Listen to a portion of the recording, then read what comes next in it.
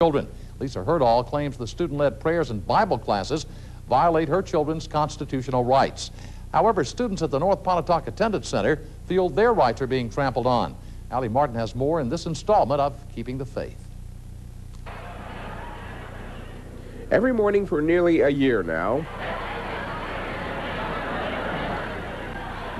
up to 1,000 kids file into the gym at the North Pontotoc Attendance Center. They're not coming for a school-sponsored activity. Instead, they're here for a daily student-led prayer and morning devotional. Luke 12:8-12.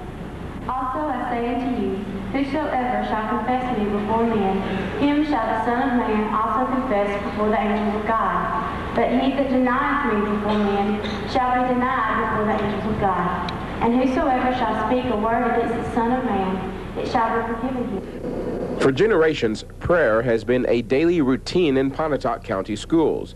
Until last spring, the student-led prayers were broadcast over the school's public address system. But a temporary injunction from a federal judge took the prayers out of the classroom and moved them into the gym. Pontotoc County School Superintendent Jerry Horton says the morning devotionals in the gymnasium are a logistical nightmare. It spreads the students out over the campus. There will be a small number of students who will not participate.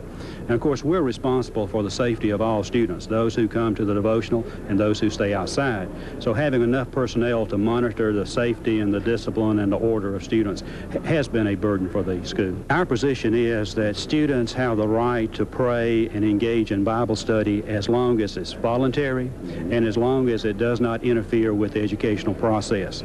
That's the same standard we have for all other types of activities, and we shouldn't require religious expression to meet a higher standard. Many students say their rights are being threatened. We have the right to go to our extracurricular activities after school. We have the right to pick the classes that we want to, and I think it's our right to pray when we want to. It's just important. I think prayer helps you to live every day, and what you've been taught, you usually continue to do that. I believe everybody should have religious freedom and do as they feel. Some of the kids around here, they don't go to church, and this is their only way to learn about the Bible and about God. I wish we could still be in the classroom. It's a little bit different because it's a little bit harder for everybody to come in the gym and have to get in here and get out. And in there, we were already in the classroom, and we were already sitting in there, and it was just easier because you were already ready. You could have the devotion and prayer, and then you could be ready to start class. It may be inconvenient to hold the voluntary student-led prayer services every morning in the gymnasium, but don't expect those services to stop anytime soon. Students say whatever happens next month in federal court, they'll continue some sort of organized student-led prayer. After all, they say, it's more than a tradition, it's a way of life. Allie Martin, WCBI News 4.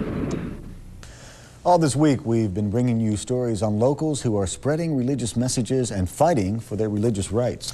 Tonight, in part 4 of his series, Keeping the Faith, Allie Martin introduces us to a 29-year-old Tupelo man who's turned his life around despite a lifetime of hardship.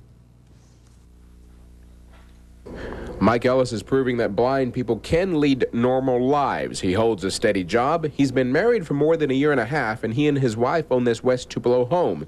He's also going to college to become a minister. He's typical of many folks until you know his story. Mike Ellis hasn't always been blind, and his life hasn't always been so serene.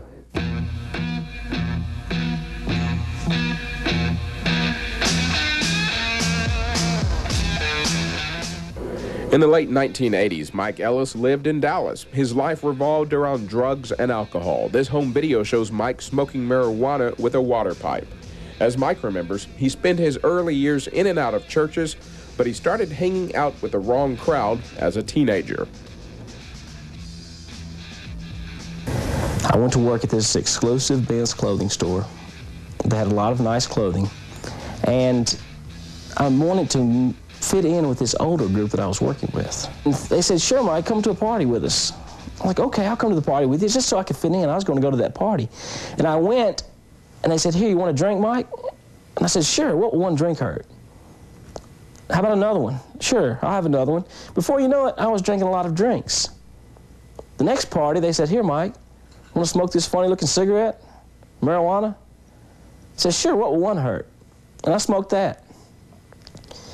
Before you knew it, I didn't have any money to buy this marijuana with, but people I had met at these parties came into this clothing store the finest clothes in town, and said, Mike, this shirt costs $50. I don't have it, but I've got this joint for you.